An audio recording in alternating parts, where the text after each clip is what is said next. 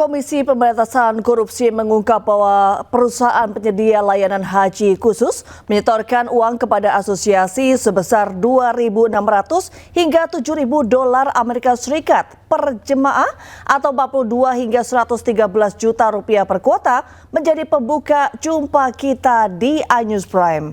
Menurut peneliti Transparency International Indonesia, Agus Sarwono, pembagian 20.000 kuota haji secara proporsional, yakni 50% untuk jemaah haji khusus dan 50% untuk jemaah haji reguler justru bisa menjadi diskriminasi pemerintah kepada jemaah haji reguler. Jelas terjadi perlakuan diskriminatif yang dialami oleh para jemaah reguler yang telah mengantri bertahun-tahun. Seharusnya ini bisa diprioritaskan begitu. Nah, hal lain dengan alokasi yang tidak proporsional ini, kesempatan mereka untuk berangkat haji menjadi berkurang.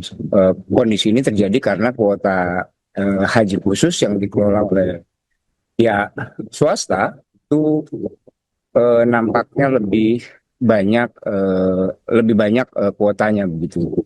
Nah, sehingga secara praktik gitu ya, teman-teman jemaah haji reguler itu pasti akan menunggu bertahun-tahun lagi. Pemirsa, KPK menggeledah rumah Menteri Agama RI periode 2020-2024 Yakut Khalil Qomas di kawasan Condet, Jakarta Timur. Penggeledahan digelar guna mencari barang bukti terkait kasus dugaan korupsi kuota dan penyelenggaraan haji 2023-2024. Hingga kini penggeledahan masih berlangsung dan Yakut kooperatif.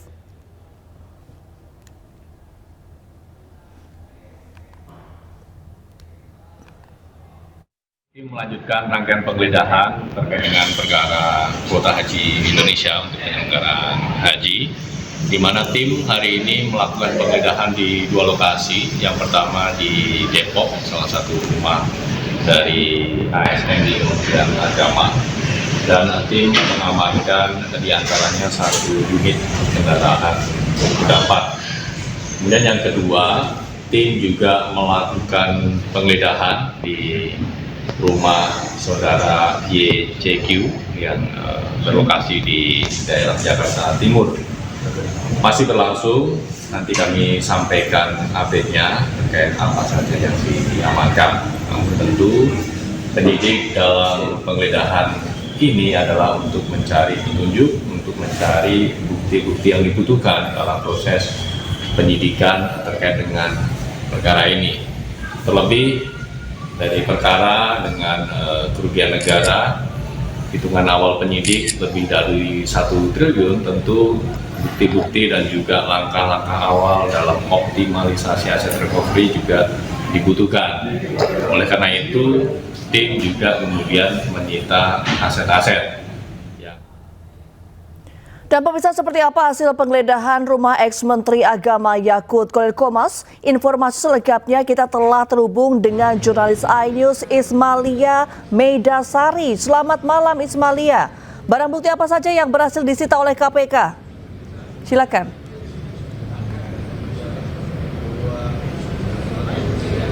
Ya, selamat malam Reni dan juga pemirsa. Memang benar pada hari ini KPK menggeledah di dua tempat yang berbeda, Reni dan juga pemirsa. Yang pertama yakni di tempat mantan Menteri Agama yakni Yakut Khalil Qomas di daerah Jakarta Timur. Namun untuk hasil penggeledahan masih belum bisa dirincikan atau KPK belum bisa menjelaskan secara detail apa saja barang yang disita atau diamankan dari penggeledahan tersebut. Dan yang kedua yakni penggeledahan di kediaman ASN Kementerian Agama di kawasan Depok, Jawa Barat, dan pada penggeledahan tersebut disita atau diamankan sebuah kendaraan roda 4. Dan hingga saat ini memang untuk barang apa saja yang diamankan pada penggeledahan di tempat kediaman mantan Menteri Agama tersebut masih belum bisa dirincikan oleh KPK. Sebagai informasi Reni dan juga pemirsa, sebelumnya KPK juga telah menggeledah kantor Kementerian Agama dan ditemukan atau disita beberapa benda digital dan juga juga beberapa berkas dokumen, dan nantinya benda digital ini nanti akan diekstrasi lalu akan ditelusuri kemana dana dugaan tindak pidana korupsi kuota haji ini mengalir. Dan sebelumnya juga Reni dan juga pemirsa, sebagai informasi juga, KPK kemarin telah memanggil mantan Menteri Agama Yakut Khalil Omas untuk dimintai keterangannya terkait dugaan tindak pidana korupsi kuota haji. Dan juga untuk kasus ini diperkirakan negara rugi sebesar lebih dari 1 triliun rupiah. Dan hingga saat ini memang kami masih belum mendapatkan informasi, dan kami akan terus mengupdate informasinya kepada Anda mengenai kasus korupsi dana haji ini. Kembali ke Anda, Reni. Baik, terima kasih Ismalia atas laporan Anda. Selamat malam dan selamat bertugas kembali. KPK menyebut Bupati Pati Sudewo diduga menerima aliran uang dugaan korupsi proyek jalur kereta api di Direktorat Jenderal Perkeretaapian Kementerian Perhubungan saat menjabat anggota DPR RI periode 2019-2024. Ya, meski telah mengembalikan uang, KPK menyebut pidana Sudewo tidak lantas terhapus. KPK membenarkan ada keterlibatan Bupati Pati Sudewo dalam proyek tersebut saat dirinya menjabat sebagai anggota DPR RI tahun 2019-2024. KPK menyebut Sudewo telah mengembalikan aliran uang yang diterimanya. Kendati demikian, KPK menyebut mengembalikan dana tersebut tidak otomatis menghapus pidana yang telah dilakukan. Bahkan KPK menjelaskan Sudewo diduga memiliki peran hampir di seluruh proyek tersebut.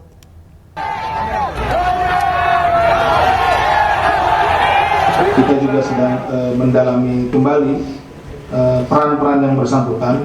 Benar seperti yang disampaikan di persidangan itu sudah dikembalikan, tetapi berdasarkan pasal 4 ya, itu pengembalian kerugian keuangan negara tidak menghapus pidananya. Jelas bukti-buktinya aliran dana, tadi juga dari Mbak Valen disampaikan uang yang sudah dikembalikan dan lain-lain. Ini kenapa sampai sekarang kok belum dilakukan upaya paksa atau dilakukan penyidikan terhadap yang bersangkutan? Jadi begini, penanganan perkara DJK ini tidak hanya di wilayah Semarang, ya. Ini kan yang kalau yang tadi disebutkan Mas Sabir ini itu untuk jalur ganda Solo Balapan Kadipiro, gitu. Ini ada juga di Jawa Barat, ada juga di Jakartanya, ada yang penggalan di Semarang ke sini, ke arah Tegal, kemudian ada juga di tempat yang lainnya. Ini belum selesai, dan yang bersangkutan yang kami duga gitu ya sejauh ini perannya tidak hanya yang di Solo Balapan Kadipiro. Jadi kami juga masih menunggu karena ini harus secara lengkap gitu ya. Jadi yang bersangkutan itu tidak hanya di proyek yang itu. Jadi di hampir seluruh proyek itu ada. Sementara itu, unjuk rasa menolak kenaikan pajak bumi dan bangunan pedesaan dan perkotaan di Kabupaten Bone, Sulawesi Selatan ricuh. Pengunjuk rasa saling dorong dengan petugas karena kecewa tidak bertemu dengan bupati.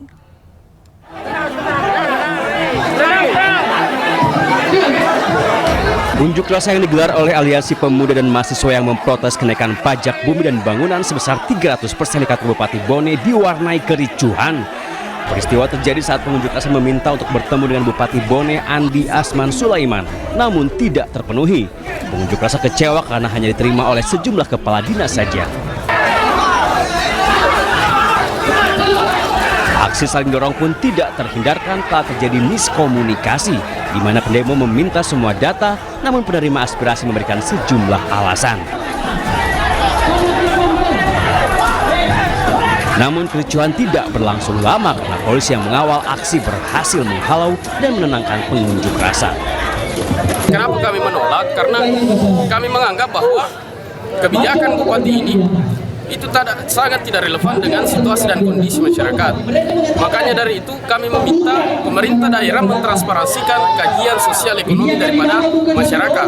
Karena kenapa? Ini adalah implikasi dari relativitas kenaikan pajak. karena ada perbedaan kenaikan antara Kecamatan 1 dan Kecamatan 2. Masa pun berharap tuntutan mereka didengar oleh pemerintah Kabupaten Bone dan kenaikan pajak bumi dan bangunan bisa dibatalkan. Dari Bone, Sulawesi Selatan, Bulan Sri Indramaya, iNews melaporkan. Pemirsa, Panitia Khusus Hak Angket Pemakzulan Bupati Pati bergerak cepat menggelar rapat perdana. Rapat fokus untuk menggali informasi tentang kebijakan Bupati Pati yang merugikan rakyat. Saya lolos dari awal saya tidak pakai uang 1% pun. Pansus Hak Angket Pemakzulan Bupati Pati langsung menggelar rapat perdana. Salah satu yang digali dalam rapat pansus yaitu terkait pemecatan 220 mantan pegawai RSUD Suwondo. Bahkan salah satu mantan karyawan RSUD Suwondo tidak kuasa menahan tangis saat bercerita soal pemecatan dirinya yang sudah bekerja selama 20 tahun. Pak Sudewo, tolong angkat lagi menjadi karyawan RSUD Suwondo Pati, BLUD tetap. Pikirkan nasib kami. Pikirkan nasib kami yang sudah dipecat 220 orang itu. Sementara itu, tim Pansus Hak Angket akan bekerja maksimal dalam melakukan penggalian informasi dan klarifikasi terhadap 12 kebijakan Bupati Pati yang menuai polemik. Atas perintah pimpinan DPR, kami langsung melakukan rapat internal, dan hasil rapat internal salah satunya memanggil beberapa saksi termasuk ex-karyawan Suwondo, dan hari ini kita sudah panggil ex-karyawan Suwondo. Aspirasi mantan karyawan RSUD Suwondo akan disampaikan ke Mahkamah Agung sebagai pertimbangan dalam memberikan rekomendasi kepada Presiden terkait pencopotan jabatan Bupati Pati. Dari Pati, Jawa Tengah, Lazarus Sandi, iNews melaporkan. Ya pemirsa, Bupati Pati Sudewo telah mendapat teguran keras dari Partai Gerindra terkait dinamika yang terjadi di Pati. Hal itu diungkap oleh Ketua Fraksi Partai Gerindra sekaligus Wakil Ketua Umum Partai Gerindra Budi Satrio Jiwandono. Kemarin kita melihat bahwa memang sudah secara proses konstitusi sudah mulai berjalan, ya, kita memantau, kita mendengarkan, dan kita tentu turut prihatin atas sikap maupun kejadian telah terjadi. Namun beliau yang kami lihat juga telah meminta maaf, tetapi ya kita akan terus memantau dan menghormati proses apapun yang sedang berjalan. Kita doakan ya hal-hal seperti ini tidak akan terjadi.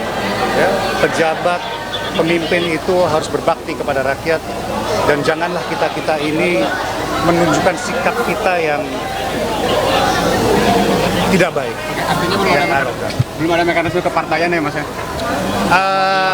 Beliau sudah diberi teguran yang keras, ya. Bapak Presiden juga sudah memberi perhatian, Sekretaris Jenderal DPP Partai Gerindra juga sudah memberikan teguran, dan kami akan terus mengawal dan memperbaiki, dan semoga ke depan itu akan bisa lebih baik, dan insya Allah semoga masyarakat Pati juga kekecewaannya bisa. Ya, selain itu pemirsa, langkah Bupati Pati Sudewo yang mengumumkan kenaikan PBBP 2 sebesar 250% mendapat teguran dari Pemprov Jawa Tengah. Gubernur Jawa Tengah Ahmad Lutfi menjelaskan seharusnya sebelum menaikkan PBBP 2, PMK Pati melakukan kajian kebijakan. 12 April, Sekda Pati mengirimkan surat untuk verifikasi Pemprov. Tanggal 22 April, di bawah Biro Hukum, kemudian kita undang Pemda Pati untuk rapat bersama. Kemudian rapat bersama sudah ditelurkanlah 3 aspek yang harus dipenuhi. Jadi 1, harus tunjuk pihak ketiga untuk melakukan asistensi atau kajian. Kemudian yang kedua, tidak membebani masyarakat. Yang ketiga, disesuaikan dengan kemampuan wilayah. Dan ini dalam 1 minggu harus dilaporkan. Yang sampai sekarang mungkin ya, dari kajiannya belum nyampe dan lain sebagainya, dan ini menjadi teguran untuk Pemda Pati untuk tidak dilakukan kembali. Tetapi kan kemarin sudah ditarik ya, sudah dicabut.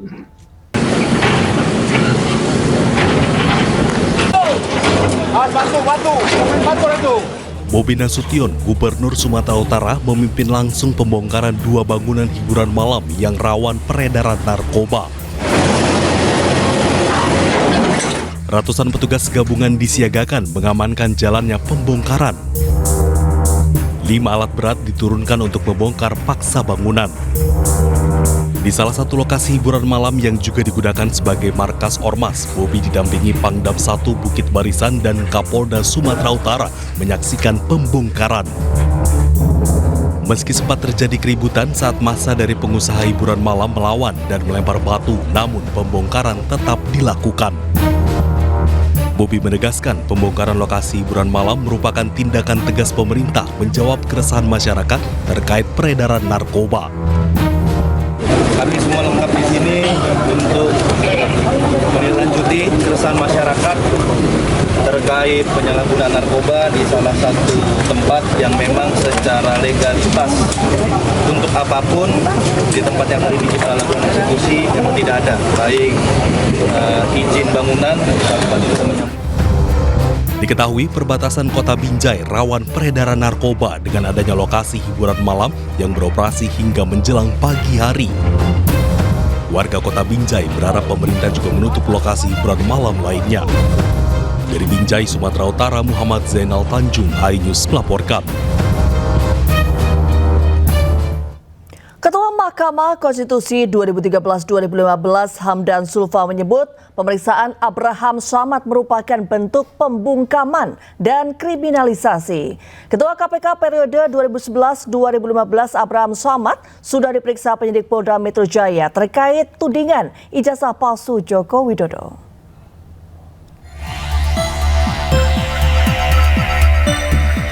Bak bola liar polemik dugaan ijazah palsu Joko Widodo terus bergulir dan menyenggol banyak pihak, salah satunya Abraham Samad. Ketua KPK periode 2011-2015 itu baru saja diperiksa penyidik Polda Metro Jaya terkait tudingan ijazah palsu Joko Widodo. Diperiksa 10 jam, Abraham Samad dicecar 56 pertanyaan.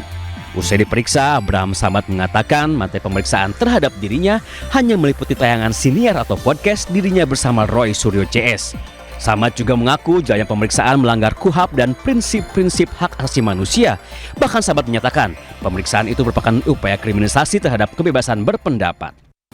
Kalau kasus ini terus di blow up, ya, dikapitalisasi oleh penyidik dan dipaksakan, maka ini adalah sebuah bentuk pembungkaman terhadap kebebasan berpendapat dan berekspresi.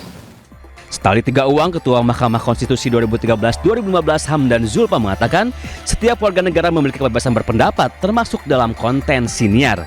Menurut Hamdan, jika pemeriksaan terhadap Abraham Samad dan 12 terlapor lainnya dilanjutkan, maka negara sudah melakukan pembukaman terhadap demokrasi dan kebebasan berpendapat.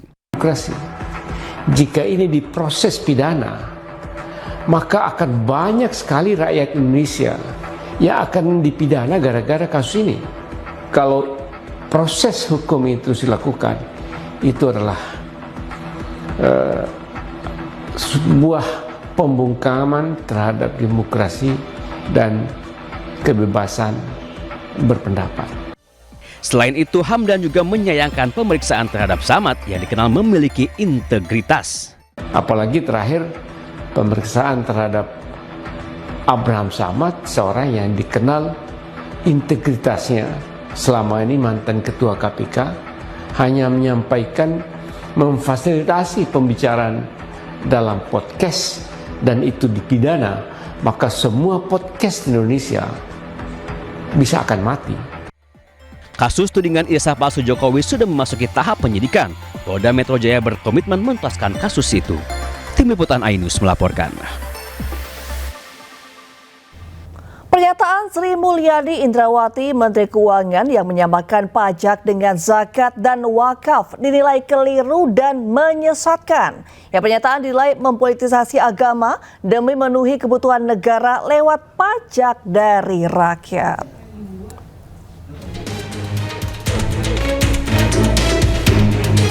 Pidato Menteri Keuangan Sri Mulyani menyamakan kewajiban bayar pajak sama seperti menunaikan zakat dan wakaf tengah mencuri perhatian. Pernyataan Menko itu dinilai dapat menjelakakan pemahaman hingga dituding sebagai politisasi agama. Kalau zakat itu kan nggak semua orang ditarikin, Pak. Ya, orang miskin nggak mungkin berzakat. Justru dia penerima zakat. Nah, yang wajib mengeluarkan zakatnya adalah orang-orang yang mampu dalam batas nisab tertentu, ya kan? Nah, sementara kan pajak kan semua miskin juga bayar, Pak. Yes.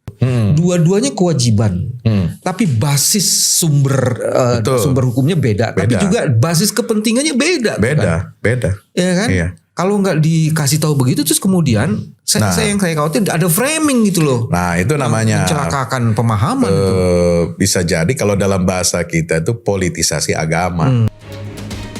Sebelumnya dalam acara Sarasehan Nasional Ekonomi dan Keuangan Syariah, Sri Mulyani menekankan bayar pajak sama mulianya dengan membayar zakat dan wakaf.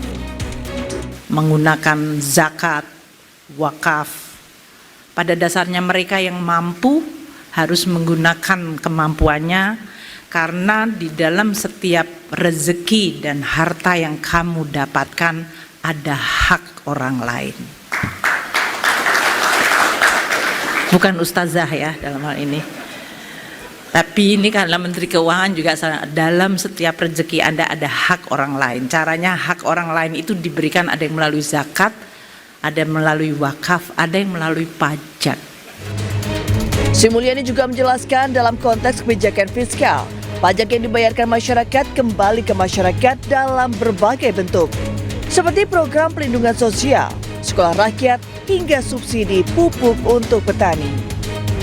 Tim iNews melaporkan.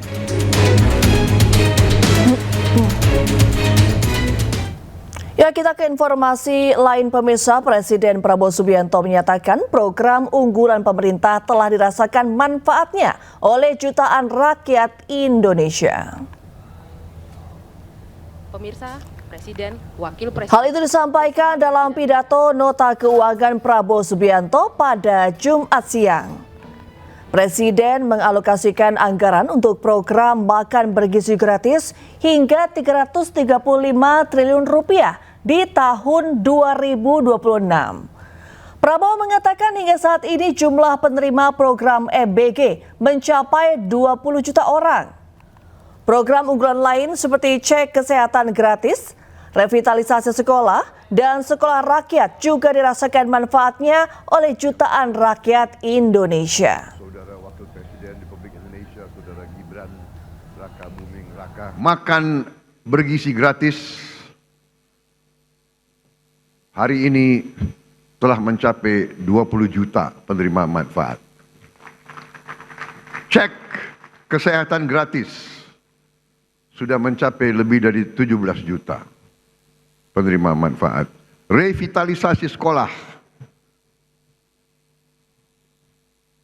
sudah sampai lebih dari 13.000 sekolah dan madrasah. Sekolah rakyat sudah mencapai 100. Pembentukan koperasi desa dan kelurahan Merah Putih telah dimulai tahun ini.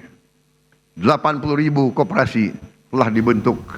Dan pada akhir tahun 2000. Pemirsa, jelang perayaan Hari Ulang Tahun ke-80 Republik Indonesia, 3 mobil antik kepresidenan dipamerkan di Kompleks Istana Kepresidenan Jakarta. Kompleks Istana Kepresidenan Jakarta menjadi saksi kemegahan sejarah otomotif negeri ini. 3 mobil antik kepresidenan dipamerkan.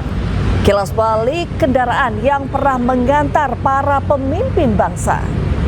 Ketiganya pernah digunakan oleh Presiden Soeharto, Presiden B.J. Habibie, dan Presiden keempat Abdurrahman Wahid atau Gus Dur. 3 mobil yang mejeng adalah tipe mobil sedan keluaran tahun 1980. Mobil-mobil ini tampil gagah, mencerminkan kemewahan sekaligus wibawa yang sesuai untuk kendaraan orang nomor 1 di Indonesia pada masanya.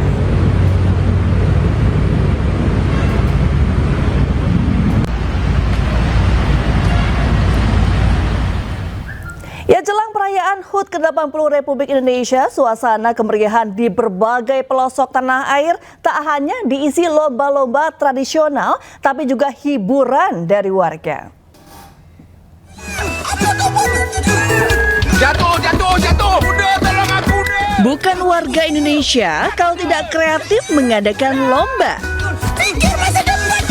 Terinspirasi dari acara Benteng Takeshi, bapak-bapak ini semangat menembak lawannya dengan pistol air.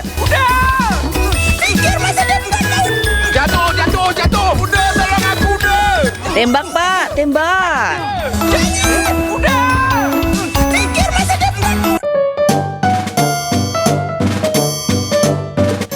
Ada usaha yang tidak dihargai, kalau ini usaha yang salah arah. Aksi lucu terjadi saat seorang anak TK justru semangat membantu lawan mengalahkan timnya sendiri. Gak apa-apa, yang penting niatnya ya Dek ya.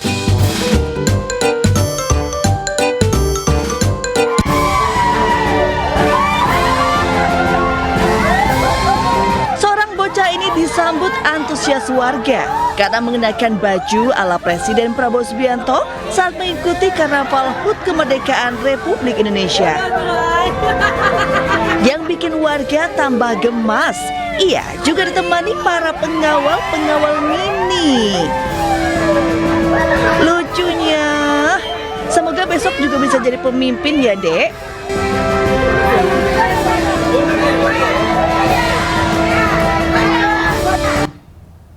Yang memperingati kemerdekaan Republik Indonesia yang ke-80, beragam perlombaan sudah digelar di berbagai kota.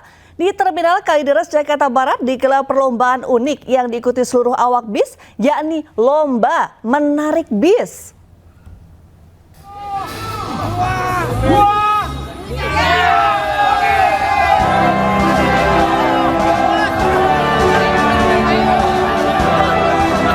Bukan lagi lomba tarik tambang, melainkan lomba tarik bus yang diikuti seluruh awak bus antar kota antar provinsi ini mengikuti perlombaan yang digelar Satpel Terminal Bus Kalideres, Jakarta Barat. Meski baru pertama kali diadakan, namun lomba menarik bus akap ini sangat memecah suasana Terminal Bus Kalideres. Para peserta lomba sangat antusias dan bersemangat, serta sorak gembira ketika berhasil bersama tim mencapai garis finish.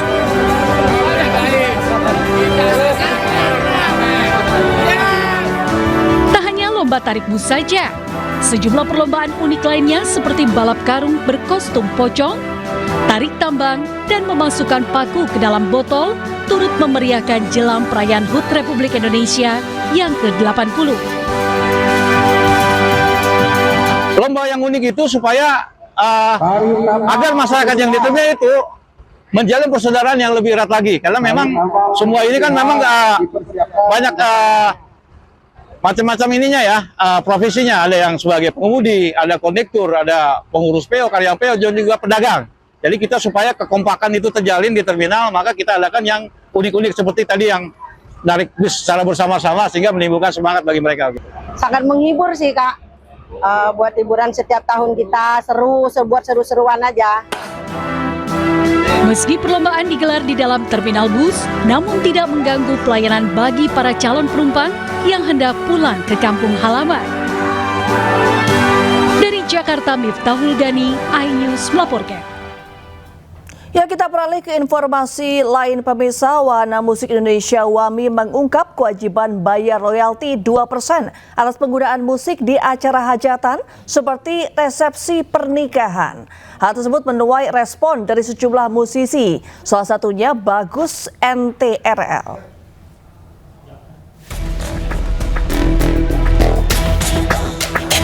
Musisi Bagus NTRL turut menanggapi kewajiban pembayaran royalti musik pada acara pernikahan. Dengan gaya khasnya, Bagus mengkritisi kebijakan tersebut lewat lagu yang diciptakan secara spontan. Selain itu, dia juga mempersilahkan para penyanyi membawakan lagu ciptaannya tersebut di berbagai acara. Royalti mana royalti gue. Royalti mana royalti gue. Gini-gini aja.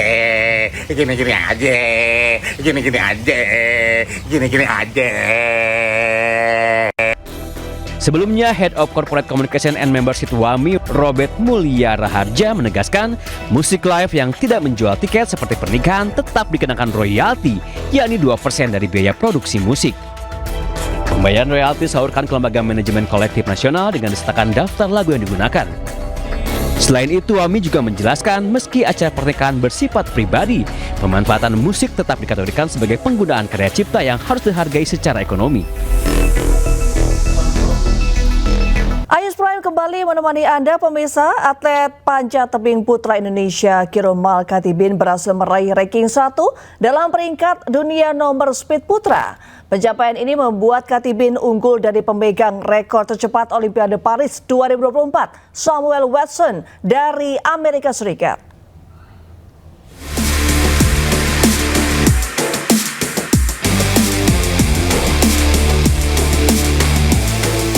Salut dan bangga sama atlet panjat tebing putra Indonesia, Kiromal Katibin. Ia berhasil meraih ranking 1 dalam peringkat dunia nomor speed putra. Dari laman resmi International Federation of Sport Climbing (IFSC), Kiromal berhasil mengumpulkan 4.255 poin. Raihan tersebut didapat melalui berbagai kejuaraan internasional. Dan bahkan pencapaian ini membuat ia unggul dari pemegang rekor tercepat Olimpiade Paris 2024, Samuel Watson dari Amerika Serikat. Pundi-pundi poin terus meningkat berkat hasil kemenangan di sejumlah piala dunia panjat tebing yang diikutinya. Salah satu pencapaian terbaiknya ketika ia meraih medali emas di Piala IFSC Denver, Amerika Serikat pada awal Juni lalu.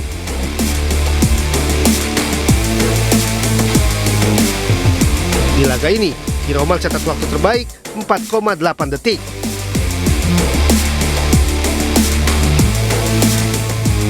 Pemirsa, hasil undian fase grup AFC Champions League 2 2025-2026 menempatkan Persib Bandung dalam grup neraka ASEAN. Persib tergabung bersama Bangkok United dari Thailand, Selangor FC dari Malaysia, dan Lion City Sailors, tim wakil Singapura di grup G.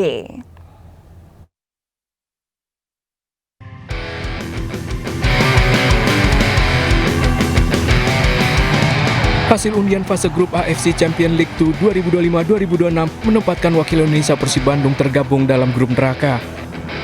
Maung Bandung memastikan diri tampil di ajang AFC Champions League 2 2025-2026 usai mengalahkan Manila Tiger 2-1 di babak knockout hari Rabu lalu. Dengan kemenangan itu, Persib lolos ke fase grupnya akan bersaing dengan 15 tim lainnya di wilayah timur yang masuk dalam babak knockout. Undian yang berlangsung di Kuala Lumpur, Malaysia menempatkan Persib Bandung di grup G bersama dengan Bangkok United dari Thailand, Selangor FC dari Malaysia, dan Lion City Sailors, tim wakil Singapura. Yang menarik, grup G ini langsung mendapat julukan grup neraka yang seluruh timnya merupakan wakil ASEAN. Skuad Maung Bandung dipastikan akan berhadapan dengan Arhan Pratama dari klub Bangkok United dan kembali menghadapi tim wakil Singapura Lion City Sailors yang sebelumnya pernah bertemu dan meraih kemenangan dramatis pada November 2024 lalu di ajang yang sama. Ajang AFC Champions League 2025-2026 akan mulai digelar pada September mendatang dengan format pertandingan kandang dan tandang. Hanya 2 tim terbaik di setiap grup yang bisa melaju ke fase gugur dari babak perempat final hingga partai final. So be sure to stick around for that. Thank you all for tuning in. Keinformasi mancanegara pemirsa, dalam 24 jam terakhir, 17 warga Palestina meninggal dunia. Sebagian tewas saat menunggu bantuan kemanusiaan di kamp distribusi makanan.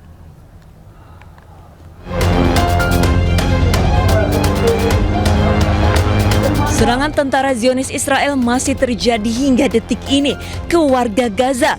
Terlebih dalam 24 jam terakhir, tentara Israel meningkatkan serangannya. 17 orang meninggal dunia, 6 diantaranya adalah warga sipil yang tengah menunggu bantuan kemanusiaan. Kali ini Israel mengintensifkan serangan ke wilayah Zitun. 4 hari terakhir Israel membombardir kawasan ini. Banyak orang tidak dapat meninggalkan daerah ini karena tembakan artileri tentara Zionis. Data PBB per 23 Juli 2025, jumlah kematian meningkat. 60.000 lebih warga Gaza tewas dan 1.000 diantaranya meninggal saat mencari pasokan makanan dan bantuan kemanusiaan.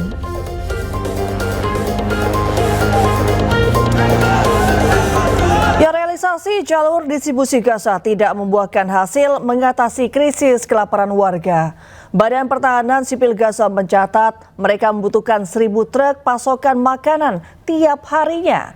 Dan pemirsa, usai sudah kebersamaan kita dalam iNews Prime hari ini. Temukan informasi-informasi terbaru lainnya di www.inews.id.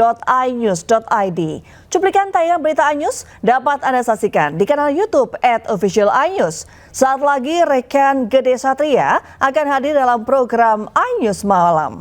Mewakili kerabat kerja yang bertugas, saya Reni Arumsari pamit. Terima kasih dan sampai jumpa.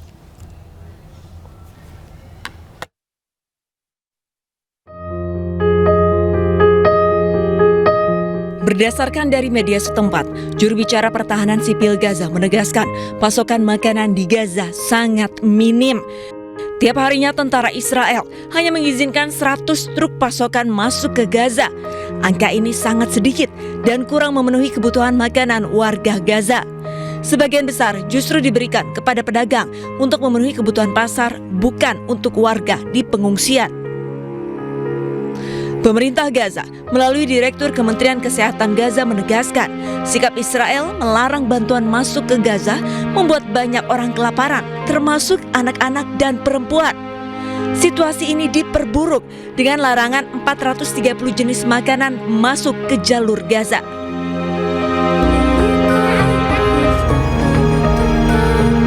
Ratusan makanan dimulai dari daging beku, ikan beku, keju, produk susu, sayuran beku, dan buah-buahan.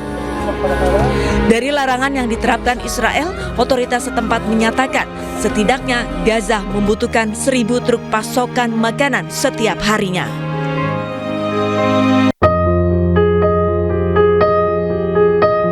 Berdasarkan dari media setempat, juru bicara Pertahanan Sipil Gaza menegaskan pasokan makanan di Gaza